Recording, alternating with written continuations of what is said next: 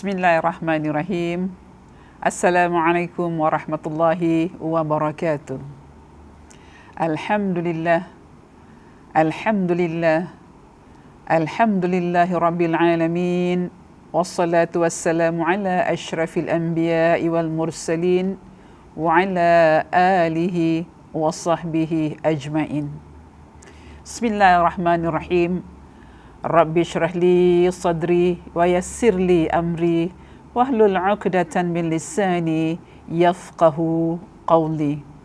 Allahumma salli ala sayyidina Muhammad wa ala ali sayyidina Muhammad kama sallaita ala sayyidina Ibrahim wa ala ali sayyidina Ibrahim وبارك على سيدنا محمد وعلى آل سيدنا محمد كما باركت على سيدنا إبراهيم وعلى آل سيدنا إبراهيم في العالمين إنك حميد مجيد. Alhamdulillah, bertemu kembali kita dalam kelas Ta'lim Muslimah yang dianjurkan setiap hari Rabu pagi. Apa khabar jamaah muslimah yang di luar sana?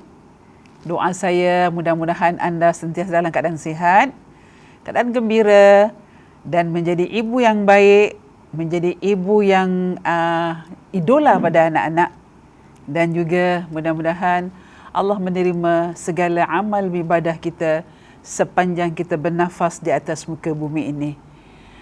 Ibu-ibu muslimah yang dirahmati Allah, hari ini masih lagi tajuk kita dalam bermulanya peranan ibu dan bapa.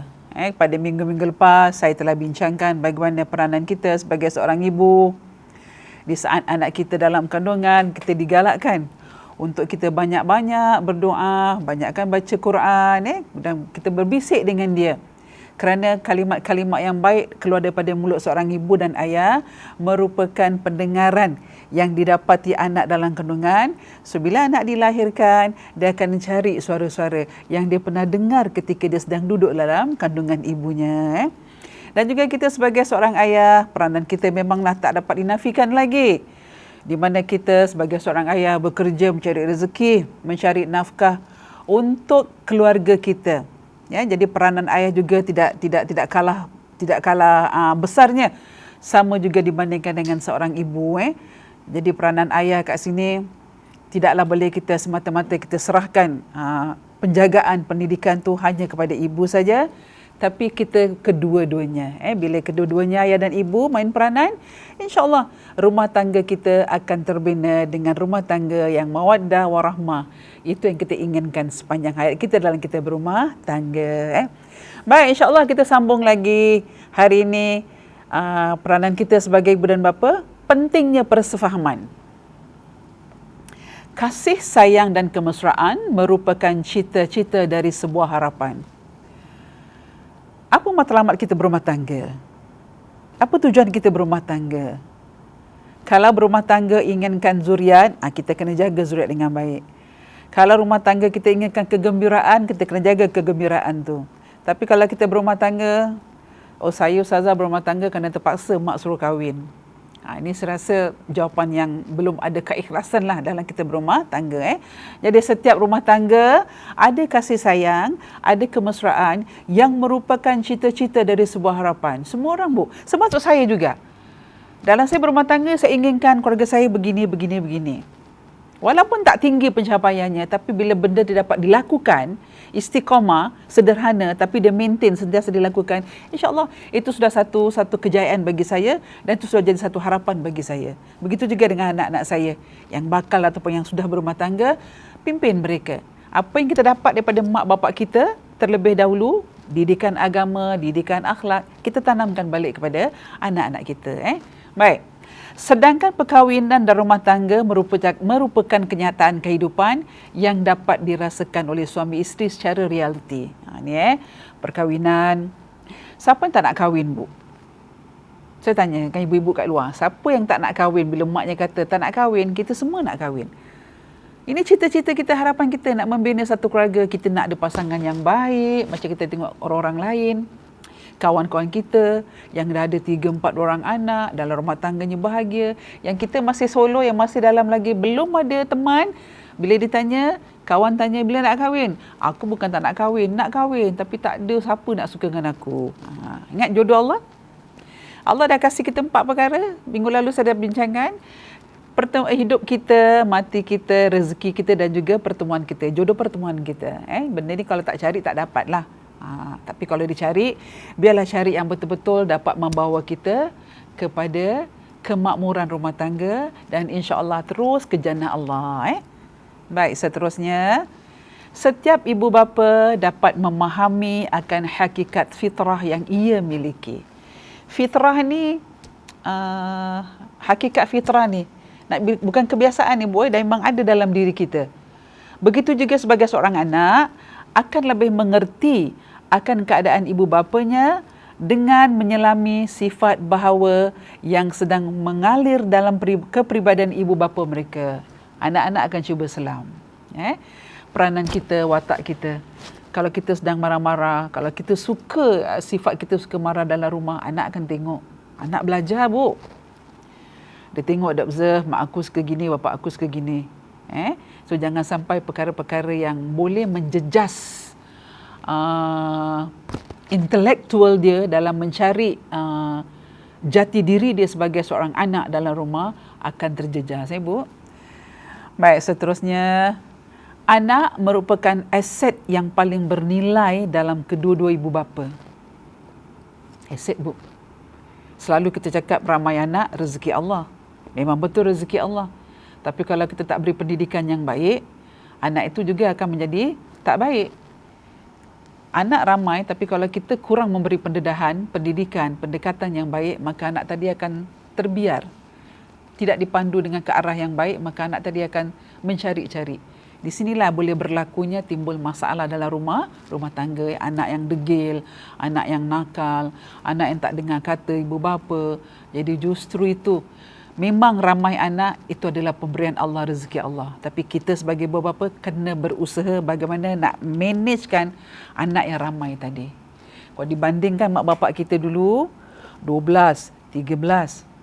Saya ada saudara saya, 20 anaknya. 20 orang. Tapi bila saya tengok, bila dalam mengikut cerita daripada anak-anaknya, pengalaman dengan arwah mak bapaknya, dalam 20 tu, Alhamdulillah, walaupun tak jadi semua, sebahagian tu jadi orang-orang yang baik, orang-orang yang ternama. Alhamdulillah, satu contoh buat kita. Macam mana mak bapak kita dulu membagikan masa, tenaga dan juga keuangan untuk mentadbir anak yang ramai. Ibu-ibu kita, cuba tengok ibu-ibu dulu, Bu. Taat setianya dengan suami, Masya Allah. Boleh kita katakan mak kita ni ahli syurga. Sebab apa? Taat perintahnya pada Allah, pada Rasul dan suami itu cukup terjaga. Mudah-mudahan kita sebagai anak menantu, dapat mencontohi apa yang telah diberikan oleh ibu bapa kita yang terdahulu sebelum kita. Oleh itu, setiap pasangan yang telah berkahwin mempunyai keinginan untuk mendapatkan cahaya mata sebagai penyeri dan pelengkap kebahagiaan dalam sesebuah rumah tangga yang dibina. Kalau kita katakan matlamat rumah tangga kahwin nak zuriat, inilah bila Allah dah kasih kita kena jaga. Jangan marah-marah. Allah berfirman dalam Al-Quran yang bermaksud, harta benda dan anak pinak itu ialah perhiasan hidup di dunia. Dalam surah Al-Kahfi ayat 46. Harta benda dan anak pinak itu ialah perhiasan hidup di dunia. Anak tu perhiasan kita, Bu. Anak tu harta benda kita. Bak kata orang Melayu, pepatah Melayu mengatakan, benih yang baik kalau dilempar ke langit akan menjadi bintang menerangi bumi. Benih yang baik kalau dilempar ke laut akan menjadi sebuah pulau yang menyuburkan tumbuh-tumbuhan yang boleh dimakan oleh segenap lapisan manusia. Ibu tengok dekat dalam hutan. Ini pepatah orang Melayu. Sebab kita orang Melayu ni kaya dengan peribahasa, dengan adab resam. Jadi kalau Benih yang baik lempar ke langit akan menjadi bintang. Bintang tu menerangi. Ini kalau bintang yang jadilah. Kalau bintang tak jadi, Twinkle Twinkle Little Star, itu lagu. Tapi kalau dia jadi, insya-Allah dia betul-betul menjadi idola masyarakat kita.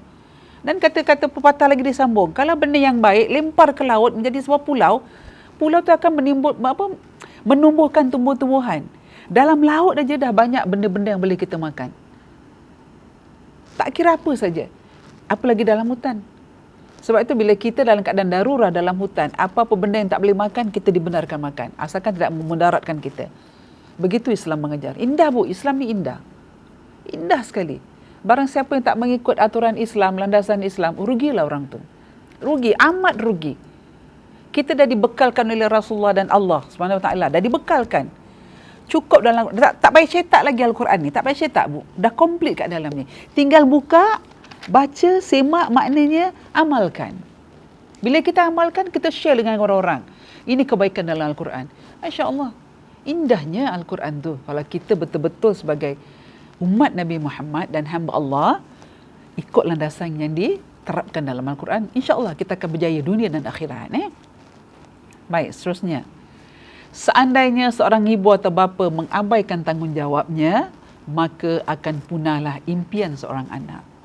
Ni maksudnya bu, kalau anak kita tu minat dalam bola sepak, dia minat betul, minat gila lah budak-budak sekarang cakap. Habis-habisan main bola sepak.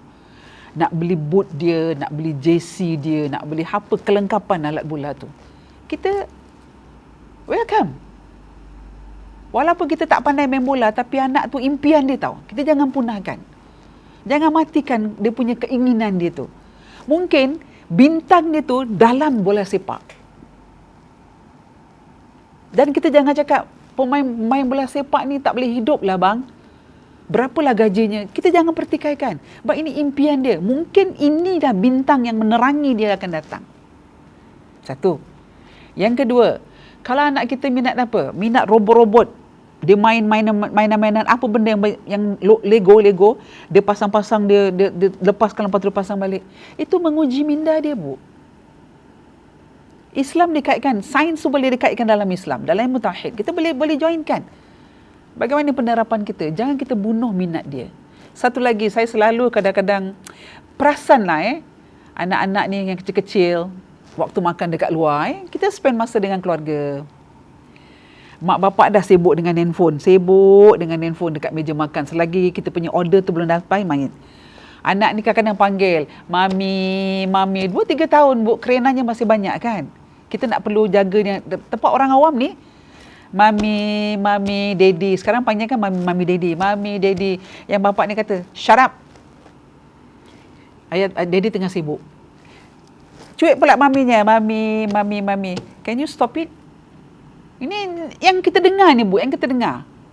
Penghabisan, akhirnya jalan tuntas yang dikasih pada anak untuk diamkan anak tadi daripada rewel nangis. Maknya, kasihlah iPad. Main iPad. 1 jam main iPad, matanya dekat situ. Gambar kartun. Kita tak boleh nak larang sebenarnya. Ini pendidikan dari rumah. Kalau itu cara anak kita mendidik anak dia sekarang ni, begitu, kita kena tegur-tegurkan juga. Kerana mata ni kalau dah terlalu sangat tengok dekat skrin layar TV ke layar komputer ke layar iPad tadi, mata anak boleh jadi rosak. Dan bila dah rosak, boleh mengganggu minda dia. So ini perkara macam ni, kita kena elakkan. Sebaik-baiknya, kalau boleh kita kasih iPad tadi, kita bawalah cerita. Sekarang anak-anak suka lagi, saya ingat cerita apa ya anak-anak ni, Omar dan Hana.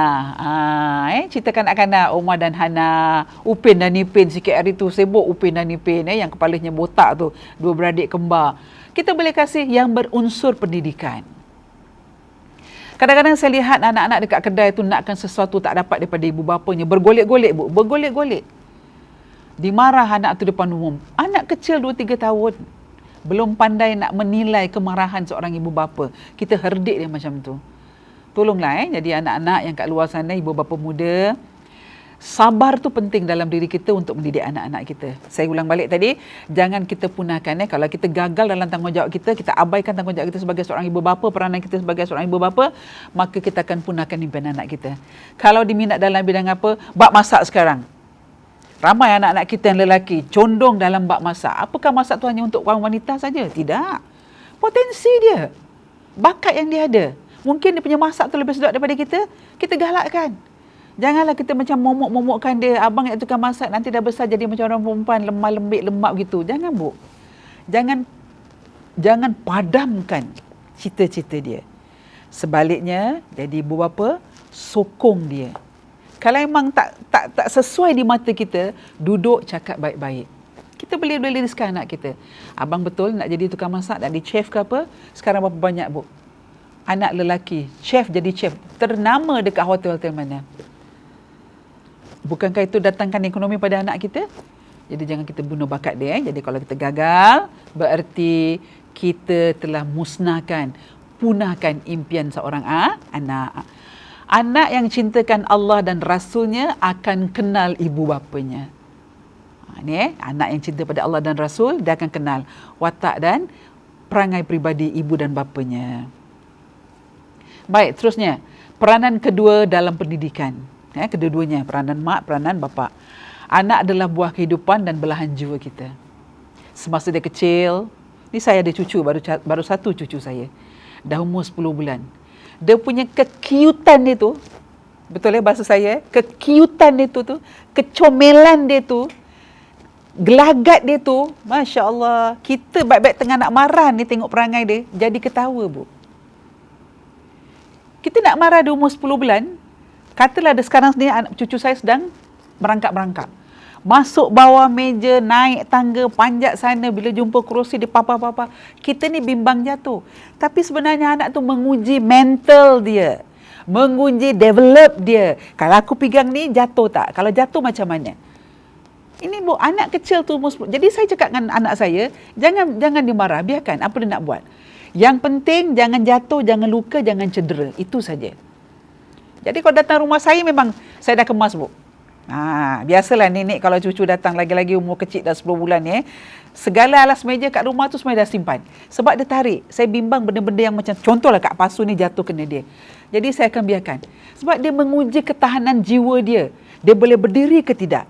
So bila dia nak berdiri jangan cakap jangan nanti jatuh. Don, asyik-asyik don. Bila dia nak okey. Jadi ni perkembangan anak-anak. Jadi kita jangan matikan dia. So bila sekali kita tegur dia jangan berdiri, nanti dia terus duduk melepak, kita pula yang bimbang. Abang, kakak cakap dengan menantu, anak dah 11 bulan tak jalan-jalan pun, anak dah setahun tak jalan-jalan pun. Jadi siapa sekarang yang confusekan siapa? Nenek confusekan cucu ke cucu yang confusekan nenek? Jadi kalau dia dah mula nak bertatih, just cuma saya satu tu, Ibu, jangan luka, jangan cedera dalam rumah. Perhatikan setiap kali gerak-geri. Dan kalau dia merayap kat dapur, berangkat pergi dapur, saya pastikan benda-benda tajam tak ada kat atas meja dalam dapur tu. Bimbang-bimbang. Jadi kita pun kena main peranan juga. Jadi ini yang saya katakan, anak tu tadi belahan jiwa kita. Yang kahwin sekian lama tak ada anak, kerindu kehadiran, tangisan seorang bayi. Yang dah dikasih, jagalah dengan baik. Baik, seterusnya. Mereka adalah simpanan berharga. Memang benar. Dalam Islam pun dah cakap. Doa anak yang soleh dan soleha akan menerangi kubur kita besok di akhirat. Dan akan sampai doa anak-anak ni kepada kita apabila kita telah meninggal dunia. Mereka simpanan kita, memang betul. Simpanan yang macam mana, Bu? Simpanan yang kita ni sebagai ibu bapa kena cari untuk dunia dan akhirat. Baru mereka baru mereka boleh dikatakan mereka tu milik kita. Anak-anak yang soleh adalah puncak dari harapan dan cita-cita seorang orang tua dan merupakan amal orang tua yang terbaik dunia dan akhirat. Kalau ada anak-anak kita sekarang yang dah menjelang dewasa, 13 tahun, 14 tahun. Bu, anak-anak yang primary 1, 2, 3 dan 6, ini watak dia masih kanak-kanak kan. So bila anak dah masuk secondary 1, secondary 2, 3 dan 4, dia dah jadi abang-abang, dah jadi kakak-kakak. Dia dah mula menguasai sekeliling dia. Dia tak akan berkawan lagi dengan anak-anak yang umur 7, 8 tahun. Sebab dia dah dewasa. Dia dah menganggap diri dia abang-abang, kakak-kakak dalam sekolah tu. Jadi ini perkembangan dia kita kena tahu. Baik. Anak-anak yang soleh adalah puncak dari harapan cita-cita seorang tua dan merupakan amal orang tua terbaik dunia dan akhirat. Rasulullah sallallahu alaihi wasallam bersabda, semua kalian adalah pemimpin dan semua kalian diminta bertanggungjawab atas kepimpinannya. Jadi kita ni semua pemimpin. Ar-rijalu qawwamuna 'alan nisa. Pemimpin tu kaum lelaki, pemimpin atas kaum wanita. Dan Rasulullah minta kita dipertanggungjawabkan besok di akhirat. Seorang lelaki menjadi pemimpin dalam rumah tangga dan akan diminta pertanggungjawaban atas kepimpinannya. Seorang lelaki, kata Rasulullah, ar-rijalu qawwamuna 'alan nisa. Lelaki tu, so lelaki ni maksudnya bapa kita, suami kita, anak-anak kita yang bernama lelaki. Jadi kalau peranan suami kat dalam rumah tu, dia melihat kita, tanggungjawab dia sebagai seorang suami dengan kita sebagai isteri dan anak-anak, besok Rasulullah akan tanya, bagaimana kamu jadi seorang suami, pemimpin dalam rumah tangga? Apakah kamu akan bawa isteri kamu, anak-anak kamu ke jalan yang diredai ya Allah, ataukah sebaliknya? Jadi peranan orang lelaki bukan kecil, ibu, besar peranannya dibandingkan kita. Jadi dengan hadis ni kita ada rasa takutlah sedikit, kerana setiap perbuatan kita akan diminta oleh Allah dipertanggungjawabkan di hadapan Allah besok di yaumul mahsyar. Sebagai seorang ibu, apakah peranan kita? Apakah tanggungjawab kita? Kalau kita nampak anak perempuan kita yang masih lagi belum menutup aurat, tak maaf ibu, minta maaf, masih lagi belum nampak menutup aurat, kita sebagai ibu kena tegur. Kalau dah 12 tahun umurnya, 13 tahun, 14 tahun, masih lagi dengan begitu, dengan memakai yang membuka-buka aurat, kita sebagai ibu kena tegur secara diplomasi. Teguran kita, teguran yang ikut usia dia. Dalam umur 12 tahun, dalam umur 15 tahun, macam mana cara kita nak menyampaikan teguran kita. Agar teguran kita ni, walaupun kita ibu, kita ada kuasa untuk marah dia, tapi kita kena berhati-hati. Satu lagi pepatah Melayu mengatakan, nak tarik rambut dalam tepung, kata orang Melayu apa pepatah tu, rambut jangan putus, tepung jangan bersirak. Kena berhati-hati tu maksudnya. Kalau kita nampak pohon ros tu penuh dengan duri, kalau ada benda baju kita tersangkut ke tudung kita tersangkut dekat duri ros, pokok ros tadi, kita kena ambil pelan-pelan. Begitulah dengan anak-anak. Kerana jiwa anak ni jiwa sensitif. Jangan sampai kita marah dia dengan suara yang tinggi, dengan perkataan yang tak elok. Dia keluar rumah, dia akan cari kawan dia dekat luar. Kawanlah penasihat yang paling baik untuk dia dibandingkan kita, ibu bapanya di rumah. So kita kembali lagi. Kalau anak-anak belum nak menutup aurat, kita panggil dia. Bawa dia jalan keluar, makan-makan kat mana, tunjukkan. Sekiranya kita duduk dekat McDonald ke, dekat KFC ke, dekat mana-mana restoran lah, kita nampak ada anak-anak kecil yang memakai tudung, kita kiaskan. Kita jangan cakap, kak kau tengok tu budak kecil, umur 4 tahun dah pakai tudung, kau 15 tahun, jangan. Kita boleh kiasankan. Kakak tengok kak, cute-nya budak tu pakai tudung, cantiknya, manisnya, geramnya. Kalau ibu dapat, ibu nak gigit-gigit dia pakai tudung. Nanti anak kita akan tengok. Dia tengok baby tu kan, nanti dia tak bunyi. Dia mesti cakap, ibu cantik, ibu cute dia pakai tu. Kalau kakak dah kata cantik, baby yang kecil pakai tudung, kalau kakak pakai lagi cantik. Kan diplomasi kita cakap macam tu. Kalau dia tenung kita, anak-anak sekarang suka tenung. Bukan kita tenung dia tenung kita balik. Dia tengok muka kita. Kenapa ibu suruh kakak pakai tudung? Taklah. Kalau ibu dah pakai tudung, kakak pun kena buatlah. Kalau boleh kakak pakai pelan-pelan. Ibu suka anak ibu pakai tudung. Kerana dengan pakai tudung ni dapat menjaga maruah kita, aurat kita. Just kasih perkataan yang membina jiwa dia. Memang pakai tudung ni wajib dalam Islam bagi orang perempuan, kena tutup kan, ada dalam surah An-Nur ada. Tapi untuk anak-anak era sekarang ni, kita kena berhati-hati dan pelan-pelan. Kalau minggu ni dia kata tak nak buat, kakak belum bersedia, okey tak apa. Jangan cakap, okey kakak tak nak sedia, kakak mati masuk neraka. Itu perkataan yang worst tau bu. Bagi anak-anak, sikit-sikit ibu ni cakap neraka, sikit-sikit neraka, sikit-sikit neraka. Kakak bikin baik pun neraka, jawab dia. Kita ubah. Kita ubah metod kita. Sebab minggu lepas saya kena cakap, kalau anak kita keluar rumah, jangan sekali-kali kata, abang, where are you? Bila nak balik, dengan siapa, jangan tanya lagi. Kita cuba ubah dalam SMS, abang, ibu still loving you. Ibu sayang abang, ibu sayang kakak. Dia akan terperanjat dapat mesej macam itu. Sebab apa? Tak pernah kita luahkan perkataan macam tu. Begitu dengan anak-anak yang mula pakai tudung. Daripada pembentukan tadi, kita akan dapat mengurak langkah. Daripada tudung dengan pakaian dia. Okey, kakak pakai gini. InsyaAllah peranan kita. Kita ibu yang dapat melenturkan anak kita. Bukan orang luar. Baik, kita teruskan lagi. Anak-anak hendaklah diberi pendidikan yang sempurna seawal mungkin, bermula dari dalam kandungan lagi. Pada minggu lepas saya dah katakan, dalam kandungan. Kalau boleh kita bercakap dengan dia setiap hari. Kalau ayah tu nak pergi kerja, lagi-lagi kita pasangan muda yang baru berumah tangga, bila diumumkan kita hamil saja, kita gairah bu.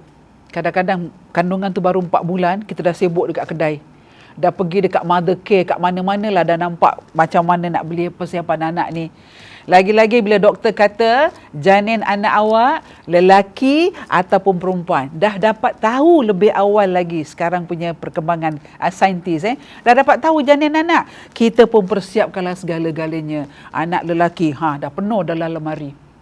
Dekat bilik pun kita dah hias. Hias anak dalam bilik dia, tapi kita hiaskan jiwa tu tak? Kita hias tak jiwa anak kita dengan akidah Islam? Di sinilah bermulanya peranan kita bagi ibu muda. Kalau suami nak pergi kerja, kalau saya rasa kalau dah 4 bulan tu dah nampaklah perut kita besar kan. Jadi digalakkan bagi seorang ayah nak pergi kerja, pegang perut isteri kita. Baby, ayah nak pergi work, jangan nakal-nakal tau. Jaga mami baik-baik, kesian mami penat. Kita cakap bu, bercakap dengan dia. Kata-kata kita ni merupakan kata-kata yang baik untuk dia apabila dia dewasa nanti. Baik. Tanggungjawab ibu bapa telah wujud sebelum terbentuknya janin. Begitu kita bagi lelaki, bila diijab kabulkan, aku terima nikahnya si fulana binti si fulan, maka kalau kata Tuan Qadi sah tak, maka kata saksi sah, di situlah peranan kita sebagai ibu bapa dah terada. Dah terpikul di bahu kita. Bukan nak masuk tunggu anak dilahirkan, bukan. Bukan nak tunggu isteri kita hamil, bukan. Dalam kita habis saja Tuan Qadi mengatakan sah, maka sempurnalah kita menjadi suami isteri yang sah, maka di situlah tanggungjawab dan peranan kita sebagai suami dan isteri telah ada terpikul di atas bahu kita kiri dan kanan. Apalagi bila dah masuk alam rumah tangga yang ada anak, lagi berat lagi kita punya tanggungjawab dan lagi tinggi lagi komitmen kita sebagai seorang ibu dan bapa dalam mentadbir rumah tangga tadi. Oleh itu, para suami dan isteri hendaklah memberi perhatian dan tumpuan pendidikan sempurna-sempurnanya untuk memastikan anak tersebut menjadi anak yang soleh. Nanti kalau ada masa, saya akan terangkan bagaimana adab Rasulullah dengan anak-anak. Rasulullah sangat sayang dengan anak-anak. Sangat cinta dengan anak-anak. Kerana apa bu? Rasulullah sendiri anak yatim. Tak ada adik-beradik. Tunggal. Dalam usia kandungan ibunya 4 bulan. Ketika Nabi dilahirkan, dalam usia 4 bulan, ibunya wafat. Siti Aminah wafat. Menjelang umur nak dewasa, bapaknya pula meninggal dunia. Sebelum ibunya wafat, bapak dah meninggal dunia dulu. Jadi Nabi tak nampak. Tak nampak wajah ayah dia, tak nampak wajah ibunya. Dalam keadaan jadi yatim piatu, Nabi dipelihara oleh datuknya dan pakciknya. Peliharaan datuk dengan pakcik lain dengan peliharaan mak dan bapak. Walaupun kasih sayang mereka kasih. Datuk Nabi, pakcik Nabi, kasih sayang. Sebagaimana pakcik Nabi kasih sayang anak-anak yang lain. Tapi kita dapat rasakan kasih sayang ibu bapa tu memang kasih sayang yang luar biasa. Tapi Nabi telah dididik oleh Allah jadi orang yang sabar. Nabi terima. Pakcik Nabi tak pernah berdedik pun dengan Rasulullah. Sebab dia tahu anak saudara ni bakal menjadi orang yang terpilih oleh Allah. Dia yakin. Itulah santunan Nabi. Akhlak Nabi. Sebab tu bila dia nampak anak-anak kecil, Nabi cukup marah kalau kita memarah anak kecil. Lagi-lagi kalau kita jumpa anak yatim. Masya Allah, Bu. Nabi kalau jumpa anak yatim, Nabi suka mengulas kepala anak yatim. Ulas kepala dia. Tapi yatim yang macam mana? Kalau umur 30 memang nama dia Muhammad Yatim, itu lain. Ini yatim piatu. Sebab jangan kita herdik anak-anak yatim. Sebab doa anak yatim ni makbul, Bu. Tak kira lah dia meninggal bapa ataupun meninggal ibu. Sebab tu bila kita jumpa setiap hari Jumaat, kata Rasulullah, kalau kamu dapat setiap hari Jumaat, dapat jumpa anak-anak yatim, santunilah mereka, berilah mereka. Dan orang-orang miskin, hari raya pada fakir dan miskin adalah hari Jumaat. Ada beberapa Nabi ajar pada kita. Santunilah fakir dan miskin dan juga anak-anak yatim. Jadi kalau kita jumpa anak yatim kat bawah blok tengah main bola ke, tengah petik-petik gitar ke, kita tahu dalam blok kita mak bapak dia dah meninggal. Jangan kita tengking-tengking dia, jangan kita marah-marah dia. Walaupun dia telah dewasa, kita digalakkan, diajarkan dalam agama Islam, bertuturlah, berbicaralah, bercakaplah dengan sopan dan santun. Kerana kita ada adab, ada akhlak dalam berkata, berbual dengan seseorang. Baik. Suami isteri mesti bertanggungjawab untuk menjaga kandungan dari segi kesihatan fizikal dan mental. Mengamalkan pemakanan seimbang, makanan, minuman dan rezeki yang sumber daripada yang halal. Kemudian mengerjakan amalan-amalan kerohanian seperti memperbanyakkan baca Al-Quran, berzikir, melakukan ibadah-ibadah sunnah di samping tidak meninggalkan ibadah fardu yang diwajibkan. Ini peranan kita bagi ibu-ibu muda, anak-anak muda yang baru berumah tangga, yang dah diberi zuriat oleh Allah, sedang hamil sekarang ni, bawalah. Jangan lupakan solat. Saya nampak sendiri yang ada orang dah 7 bulan, 8 bulan memang dah besar pelutnya. Ustazah, saya banyak terima soalan. Boleh tak saya solat dalam keadaan duduk, Ustazah? Kerana perut saya kalau nak solat macam biasa, nak sujud tu, macam dah terempit antara peha dengan perut. Silakan. Diperbolehkan kerana anda bukan satu orang sekarang. Anda berdua. Lagi-lagi kalau dalam kandungan tu kata doktor kembar 2 dengan mak dah 3, memang berat. Seorang ibu yang hamil memang saya tak dapat nak nafikan, Bu. Memang kepayahan dia waktu hamil, daripada awal bulan sampai ke akhir nak melahirkan, kesakitannya tetap ada. Lagi-lagi dah umur 8 bulan, kandungan tu 7 bulan. Nak tidur sengit begini, ke kanan pun tak boleh, ke kiri tak boleh. Awak berpusing kat dalam. Baby ni berpusing. Bila kita ke kanan, dia ikut ke kanan. Kalau ikut sangat rasa, takut pula dia terhimpit dekat dalam. Jadi kita dapat tidur terlentang beginilah. Ini peranan seorang pengorbanan ibu ketika anak dihamilkan dalam kandungan. Jadi saya cakap dengan jemaah-jemaah yang bertanya dengan saya, diperbolehkan, silakan. Kalau memang tak boleh awak untuk solat seperti biasa, dah cuba tapi tak boleh kerana berat kan, boleh duduk atas kerusi. Yang penting awak lakukan. Yang Allah tak suka bila kita tinggalkan solat, amat berdosa besar. Auzubillah min zalik. Jangan sampai. Jadi kalau sebagai suami, kalau ada masa kat rumah, dah balik kerja, atau maghrib, isyak, kita berjamaah dengan isteri kita, bawa. Sekurang-kurangnya anak dah kenal suara kita. Ketika kita berazan nak solat, ketika kita membaca Fatihah, ketika membaca surah, anak dalam kandungan ibu dah dengar suara ayahnya. Inilah suara ayahku ketika dalam solat, Masya Allah.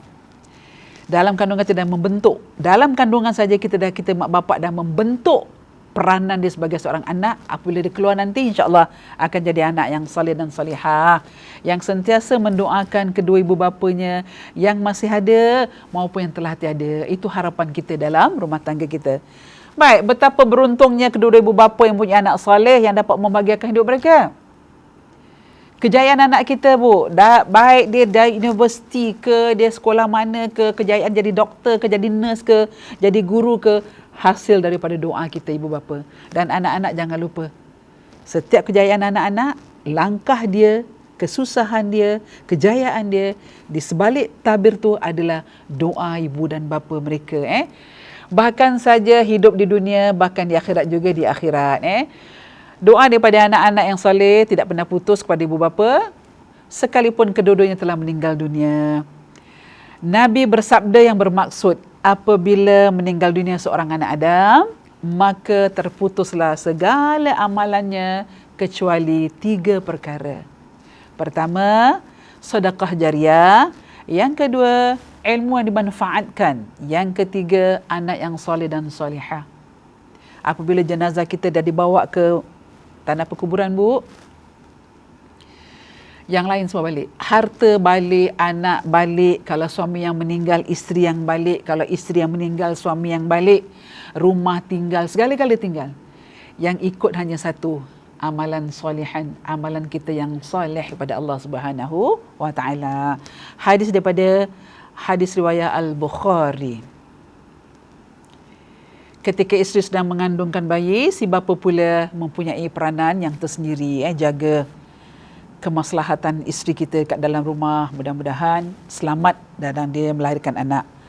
Bekerjalah dengan penuh amanah, bertanggungjawab dan ikhlas demi mendapatkan rezeki yang halal untuk keluarga mereka. Sesungguhnya keberkatan lahir dari makanan minuman yang berpunca dari rezeki yang halal. Keberkatan tu lahir daripada makanan minuman yang bersumber daripada yang halal. Apa pun berlaku dalam diri kita, susah macam mana pun diri kita, jangan sekali-kali terbetik dalam fikiran kita, terbetik dalam hati kita untuk membuat perkara-perkara yang dilarang oleh Allah.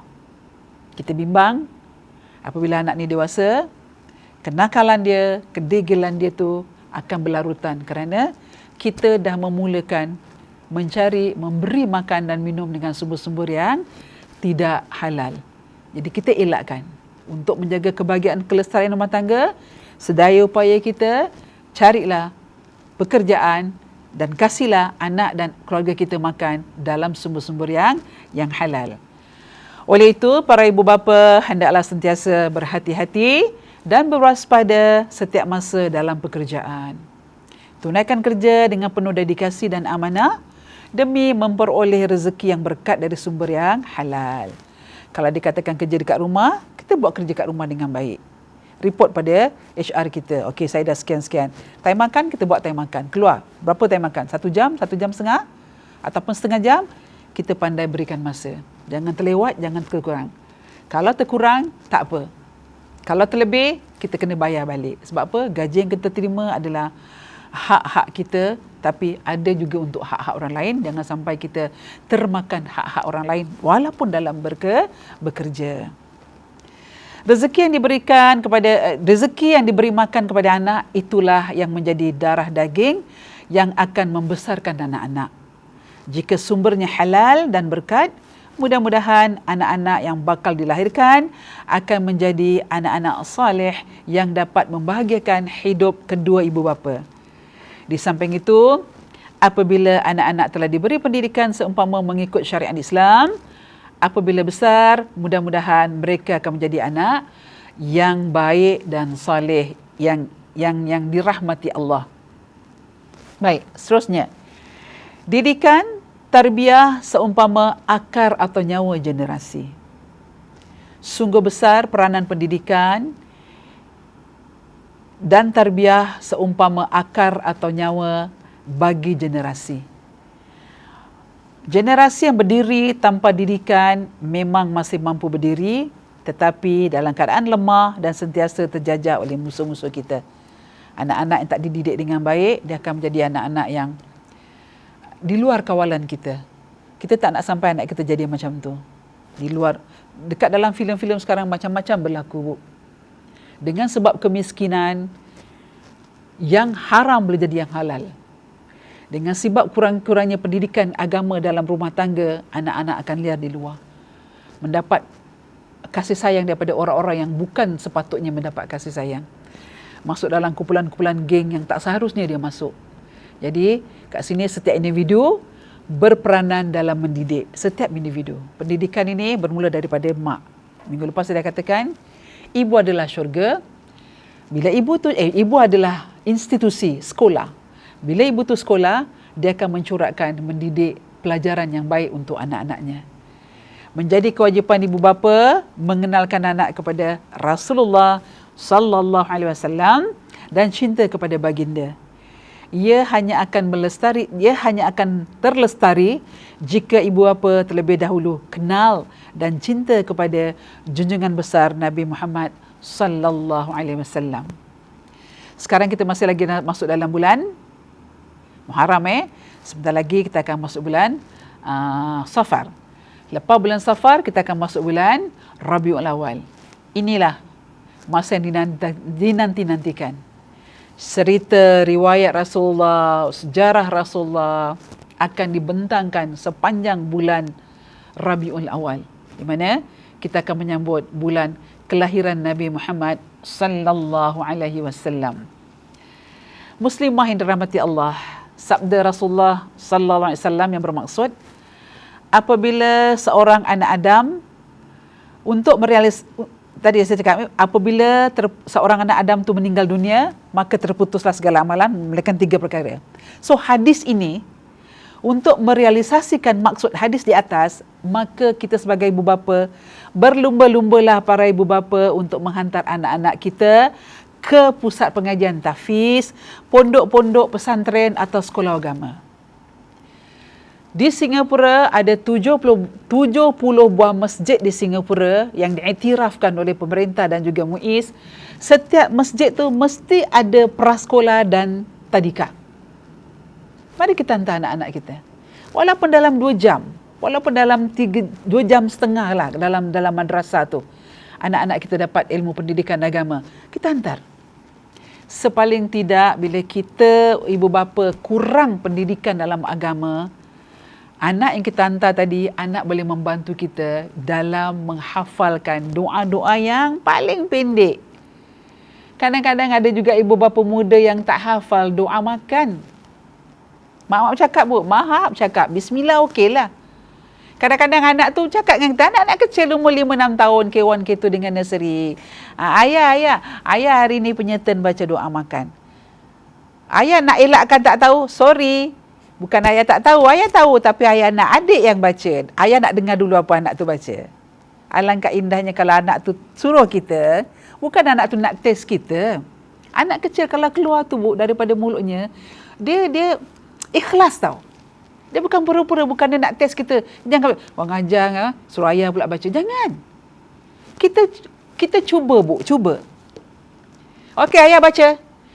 Mami dengar, adik dengar, kakak dengar. Kalau ayah salah, tolong tegurkan. Kita baca. Bismillahirrahmanirrahim. Allahumma barik lana. Kita stop sekejap. Walaupun kita dah tahu, kita stop sekejap. Kita test dia pula. Alamak, ayah lupalah apa sambung dia. Pasti, Bu, anak kecil ni yang dah dia ajar dekat dalam madrasah, dekat pondok-pondok mana saja, dia akan cakap, alah ayah ni tak ingat ke? Okey, adik baca. Allahumma barik lana fima razaqtana wa qina azabannar. Bila anak dah habis baca, ayah ikut baliklah. Kat situ dah nampak persemaian akidah, walaupun kecil doa tu hanya doa makan, tapi bonding tu dah ada. Besok lagi kalau dia makan, sarapan pagi ke, makan petang ke, makan malam ke, dia akan cakap, ayah baca doa, okey sama-sama kita baca. Bila sama-sama, ayah baca, anak baca, ibu dapat. Hari ketiganya, bila adik tu kata, ayah baca, kita sama-sama lagi. Okey, sekarang ibu ikut, ayah ikut, adik pun ikut. Jadi semua dalam rumah dapat satu ilmu yang kecil, tapi dia istiqomah. Setiap kali nak makan, kita membacakan. Bukan kita just suruh dia saja. Baik-baik tadi 1 orang yang baca, besok dah 2 orang.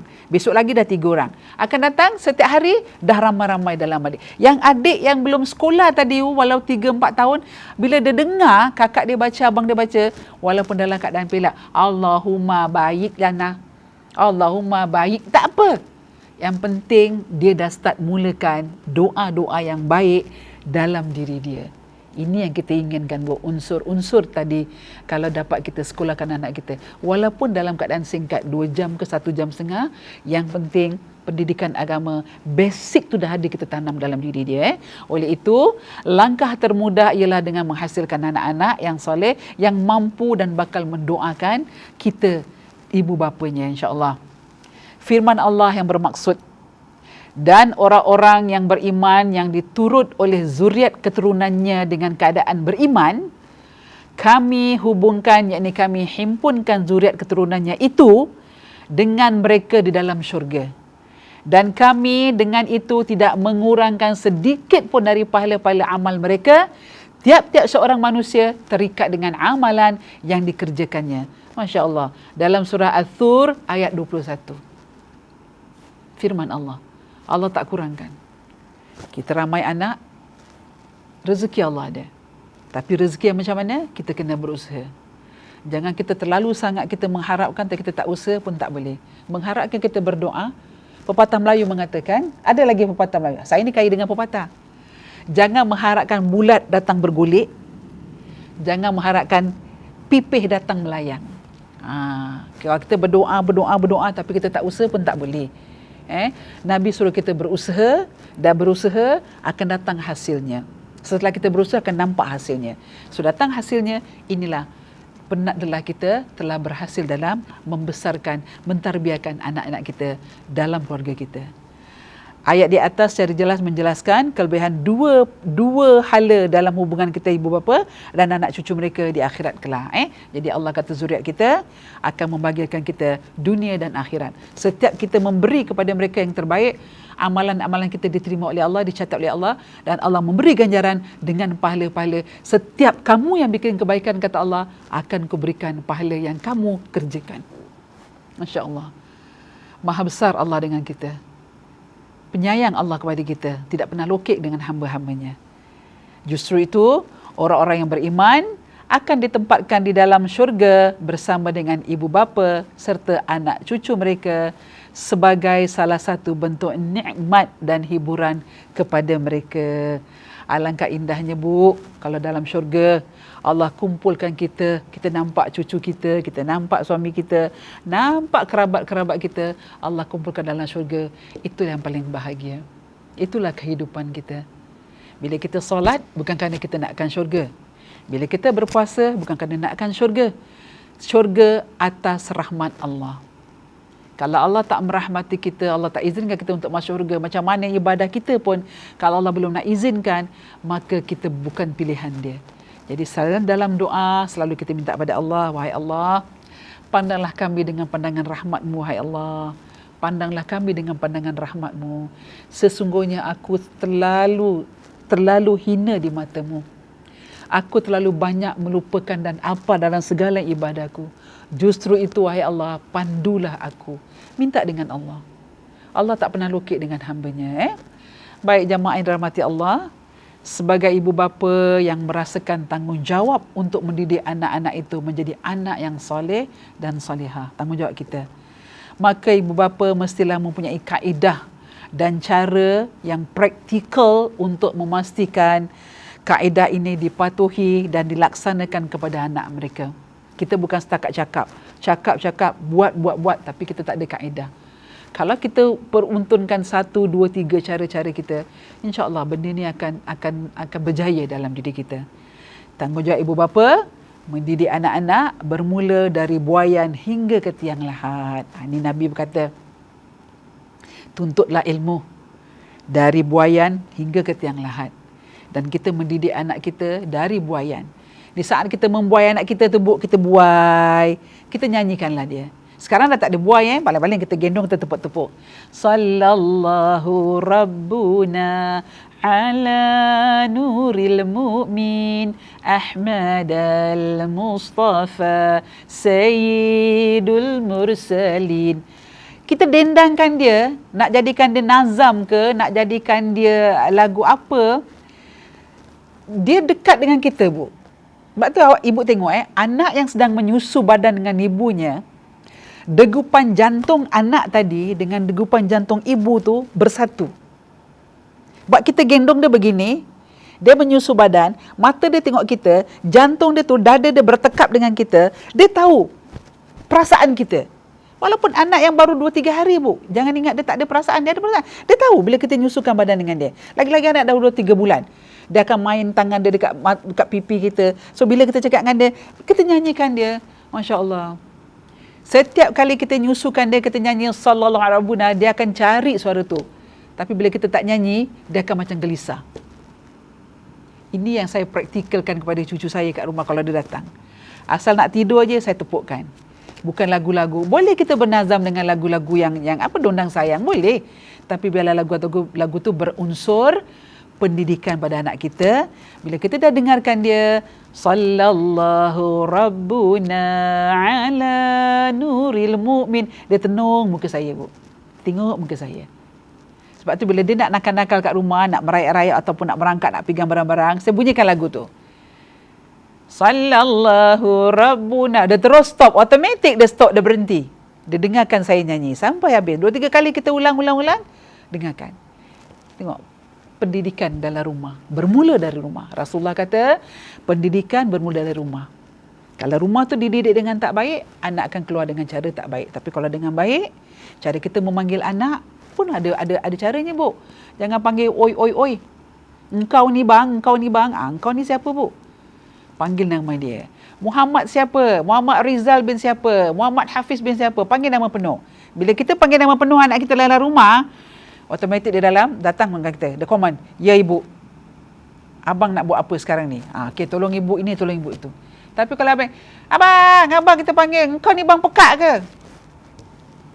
Dia dah tahu tune kita. Itulah lagu kita. Jadi justru kita kena ubah. Adalah menjadi kewajipan ibu bapa membentuk keluarga Islam supaya menjadi contoh ikutan kepada anak-anak apabila dewasa kelak. Saya selalu cakap, terbentuknya rumah tangga daripada kita seorang ibu. Berkata baik, berkata tak baik adalah ibu. Anak akan ikut. Bila dia ikut, dia akan bawa dalam rumah tangga dia. Sejauh mana, Bu, kita dalam rumah tangga, apabila kita nak sesuatu, anak kita ajar nak masuk bilik siapa pun dalam rumah, kena ketuk pintu. Ni akhlak. Nabi mengajarkan. Ketuk pintu. Walaupun pintunya terbuka, adab kita masuk, ketuk pintu. Boleh kita masuk, abang boleh adik masuk, kakak boleh adik masuk. Kalau kata kakaknya, masuklah. Buat apa tu? Kita berbual tanya dengan dia. Tapi kalau kakak tu pintu biliknya terbuka, kita ketuk, kakak boleh adik masuk? Tak boleh, adik tak boleh masuk, kakak tengah sibuk. Adik kena faham lah.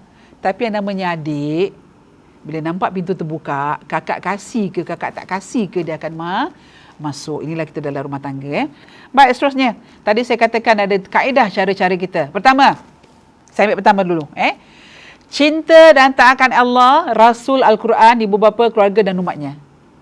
Kaedah kita pertama sekali dalam nak mendidik anak kita, pertama, cinta dan taatkan Allah, taatkan Rasul, Al-Quran, ibu bapa, keluarga dan umatnya. Maksudnya, ibu bapa bertanggungjawab sepenuhnya menyemai, mengasuh, membimbing anak-anak supaya mencintai Rasul dan Allah. Kenalkan, Bu, kenapa kita kena sembahyang? Apa tu rukun iman? Apa tu rukun Islam? Kenapa kalau kita tinggalkan rukun iman salah satunya? Kenapa kena kita wajib percaya rukun iman? Kita terangkan. Dalam rukun iman tu ada cerita apa? Dalam rukun Islam tu ada apa? So kalau kita meninggalkan rukun Islam, apa kita punya hukuman? Allah kasih kita apa? Terangkan. Walaupun jangan cakap dia kecil lah Ustazah, tak faham ni. Kita ada caranya, Bu. Tadi saya dah cakap, dengan anak kecil ada cara. Janganlah dengan anak umur 3 tahun, 4 tahun, kita cakap dia, adik, solat. Dah zuhur. 3-4 tahun, Bu, ibu pergikan dalam toilet, ibu ambilkan air sembayang macam kita orang dewasa. Lemas dia, Bu, saya rasa, dalam bilik air tu, dia main air. Sebab dia tak tahu. Just kalau ikut saja. Jadi kita terangkan, okey, sebagai orang Islam, abang kena buat macam ni. Benda yang simple, yang mudah, tapi berkesan dalam diri dia. Kita jangan terangkan, abang kena tahu rukun iman. Rukun iman pertama, percaya pada Allah. Kedua, ketiga. Dia tak faham. Abang kena dirikan rukun Islam. Pertama, mengucap. Kedua, dirikan solat. Kita kena huraikan. Sebelum masuk ke 5 perkara tu, sebelum masuk ke 6 perkara, terangkan kenapa kita kena solat. Siapa tu Rasul kita? Kita ada Nabi yang membawa kita sambil bercerita, macam kita storytelling dengan anak kita. Saya ikut dengan cucu macam tu. Umur 10 bulan, saya belikan dia buku. Buku yang cerita pasal buku-buku sekarang. Lagi-lagi sekarang ni ada pameran buku kan? Lagi-lagi kita ni sekarang dalam memperkasakan bahasa ibunda kita. Duduk. Sambil duduk tu dalam lepas solat ke mana masa yang saya ada lah. Saya akan buka buku tu. Buku tu kecil tapi tebal. Ada gambar-gambar. Sambil duduk sambil bacakan. Kadang-kadang saya baca Quran, Bu, dia datang tempat saya. Nakkan benda tu, main kat Quran tu. Saya kasih. Dudukkan pangku. Walaupun dia buka, dia selak-selak tadi saya baca ni, saya tak akan marah dia. Kerana dia ingin tahu apa yang kita pegang, apa yang kita baca. Dalam 10 bulan memang tak tahu apa-apa. Tapi dia ingin rasakan, oh ini buku. Sentuhan tangan dia, oh ini buku. Oh ini kertas yang boleh disilap-silap. Tak apa. Koyak boleh ganti. Tapi kalau ilmu kita tak turunkan pada anak kita, akan rugilah anak-anak kita akan datang. Baik. 2. Sifat cinta kepada Allah dan Rasul mestilah mengatasi cinta kepada makhluk lain. Tanamkan pada anak. Kehebatan Rasulullah. Macam mana tadi saya cakap dia anak yatim. Kenapa dia anak yatim? Ceritakan sikit-sikit. Ambil peluang ni Bu, di mana tahu? Ketika kita makan waktu maghrib. Kadang-kadang suami kita balik pukul 5, balik kerja. 5.30 lah, dah mandi, dah solat asar semua. Pukul 6 time kita makan, 6.30 lah. Sekarang maghrib dah cepat maghrib dalam 7 berapa minit dah cepat. Okey, kita ambil masa. Dalam masa kita duduk kat meja makan ni Bu, ni ada kerusi ni kan? Sini 2, sini 2, sini 1. Mengadap-ngadap kan? Ambil peluang. Jadikan meja makan kita tu meja musyawarah. Meja kita berdiskus, meja kita storytelling dengan anak-anak kita. Bila sekali kita dah bercerita dengan anak kita, besok dah akan nak lagi. Besok lusa dia nak lagi. Ibu ceritalah. Semalam cerita belum habis tahu. Cerita Nabi macam gini, macam gini, macam ni. Ceritakan. Kenapa kita ada bulan-bulan Islam? Kenapa kita ada kalender-kalender Melayu? Daripada Januari sampai Disember. Terangkan dalam Islam. Jadi dengan cara macam ni, sedikit sebanyak kita dah memupuk nilai agama, nilai pendidikan tu dalam jiwa anak kita. Baik, ini dijelaskan oleh sabda Rasulullah SAW yang bermaksud seseorang Muslim dijamin akan mendapat kemanisan iman sekiranya terdapat pada dirinya 3 perkara. Apa kata Rasulullah? Kemanisan iman pertama, hendaklah Allah dan Rasulnya lebih ia cintai daripada selain keduanya. Dulukan Allah, dulukan Rasul, baru yang lain-lain. Ni bila nak tanya, kenapa Bu kita kena dulukan Allah dan Rasul? Kita ceritakan macam mana Nabi, Masya Allah, Nabi Ibrahim AS yang korbankan anaknya, yang disuruh oleh Allah. Ceritakan. Berarti Nabi Ibrahim punya cinta Nabi Ibrahim pada Allah melebihi dari segala-galanya. Sehingga reda, ikhlas mengorbankan anaknya Nabi Ismail AS. Ini sahabat satu contoh. Ceritakan balik. Walaupun belum sampai bulan Zulhijjah, tapi cerita ni boleh kita kaitkan dengan anak kita. Kerana soalan dia tadi. Ingat saya cakap tadi, ibu bapa yang bertanggungjawab, dia tak akan punahkan, musnahkan segala soalan dan juga impian anak-anak. Bila dia tanya soal ni, jawab. Jangan sibuk boleh tak? Kita jangan bu. Itu kita dah membunuh soalan anak kita, anak tak akan tanya lagi. Dia dah tahu, kalau aku tanya, mesti bapa aku cakap macam ini, mak aku cakap macam ini. Lebih baik diam, jangan tanya. Kita tak nak anak kita dia pendiam kan? Kita nak anak kita yang betul-betul ada wawasan dan suka bertanya. Baik. Kedua, kata Rasulullah, kemanisan iman. Hendaklah ia tidak mencintai seseorang melainkan semata-mata kerana Allah. Dia sembahyang kerana Allah, dia puasa kerana Allah, menurung ulang kerana Allah, bukan menurung kerana nakkan nama dan pangkat, nak dipuji, tidak. Semata-mata kerana Allah. Sebab kita dah didik dia, kita dah asuh dia. Ingat bang, setiap perbuatan kita tergantung pada niat kita. Kalau niat kita baik, Allah akan kasih baik. Tapi kalau niat kita sebaliknya untuk dipuji, kita dapat kepujian. Kita akan didik anak kita. So anak kita bila dah dapat basic ni bu, dia buat pergi mana-mana. Kadang-kadang kawan cakap, wah steady lah, tolong orang ini, wah nanti dapat nama, dapat pangkat. Dia sendiri dia akan cakap, saya tak akan dapat pangkat. Saya tak minta pangkat ni semua. Saya menolong kerana tanggungjawab saya kepada seorang insan dengan insan lain. Jadilah kita insan yang dapat beri manfaat kepada orang lain, kata Rasulullah. Jadilah kita insan yang dapat beri manfaat kepada orang lain. Walaupun berupa sedikit nasihat, tapi kemanfaatan tu dapat digunakan dalam kehidupan dia. Yang ketiga, kata Rasulullah, hendaklah ia benci untuk menjadi kufur sebagaimana ia benci untuk dicampakkan ke dalam api neraka. Hadis riwayat Bukhari dan Muslim. Ni 3 ni pegang. Kalau kita rasa benda ni berat Ustazah, hendaklah Allah dan Rasul lebih dicintai daripada selain keduanya. Hendaklah ia mencintai seorang melainkan semata-mata kerana Allah. Dan ketiga, hendaklah dia benci. Agak berat Ustazah, so kita berikan dia keringanan. Ambil satu yang agak-agak termampu dibawa. barulah kita berjaya dalam mendidik anak-anak kita dalam pendidikan tarbiyah yang tadi saya cakap. Baik, terakhir sebelum kita tutup, insya-Allah kita sambung lagi pada hari dan waktu yang akan datang. Imam At-Tabrani meriwayatkan dan Ali radhiyallahu an berkata, sabda Nabi yang bermaksud, didiklah anak-anak kamu pada 3 perkara. Ini Nabi berkata. Dari Imam At-Tabrani, dari Sayyidina Ali dan juga daripada Nabi Muhammad SAW bersabda, didiklah anak kamu kepada 3 perkara. Pertama, kata Rasulullah, mencintai Nabi kamu. Nabi pun ajar didikan, cinta kepada Nabi. Kedua, mencintai ahli baitnya. Ahli baitnya kita kena kenal. Siapa kerabat-kerabat Nabi, siapa sahabat-sahabat Nabi, siapa anak-anak Nabi. Ada lagu. Anak Nabi kita ada 7 orang, 3 lelaki, 4 perempuan. Kita boleh jadikan lagu.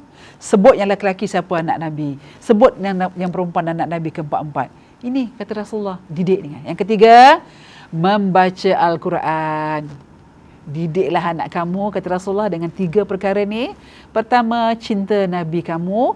Yang kedua, mencintai ahli baitnya, iaitu ahli kerabat Nabi dan kerabat kita. Kasih sayang. Kemudian yang ketiga, membaca Al-Quran. Al-Quran jangan jauh daripada kita. Walaupun kita sibuk macam mana, sebaris pun kita kena baca. Walaupun selembar ni tak dapat yang di belakang ni, yang depan ni pun jadilah. Asalkan kita sentiasa dengan Al-Quran. Sebab orang-orang yang memelihara Al-Quran itu berada dalam lindungan singgasana Allah. Janji Allah, Bu.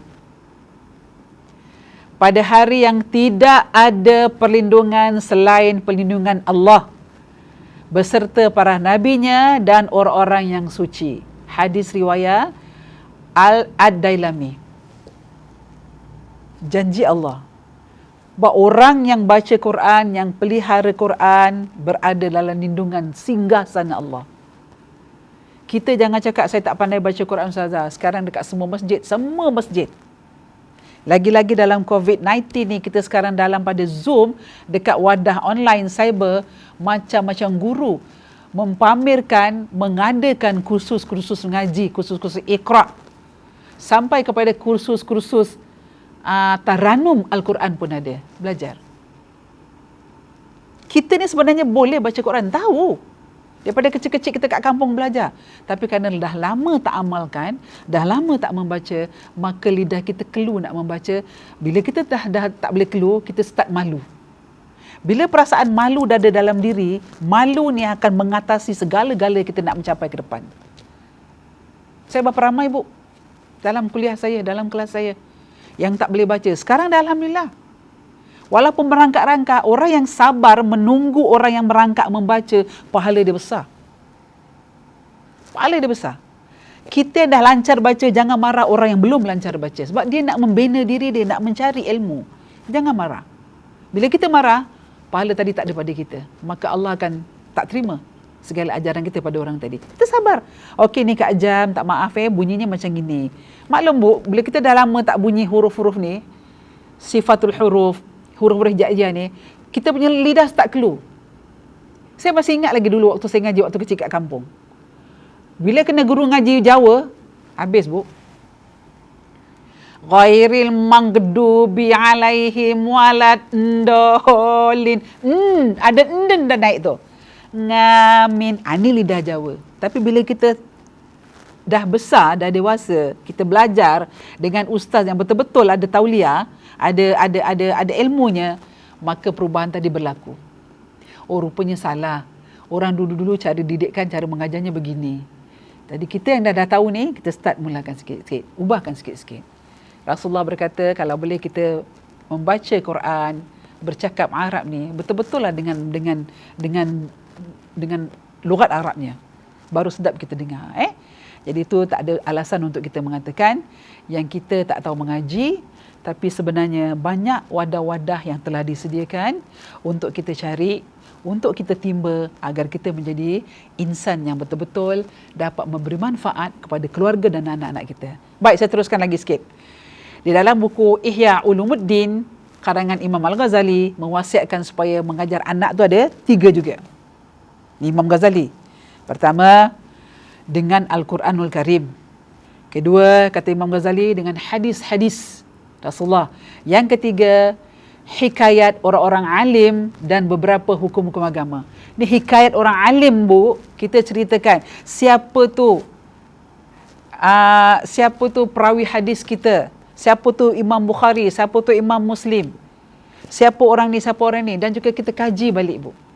Siapa ulama-ulama kita yang terdahulu yang memang masyhur sampai sekarang. Contohnya Imam Nawawi, contoh yang bukunya hingga sekarang. Banyak lagi imam-imam lain.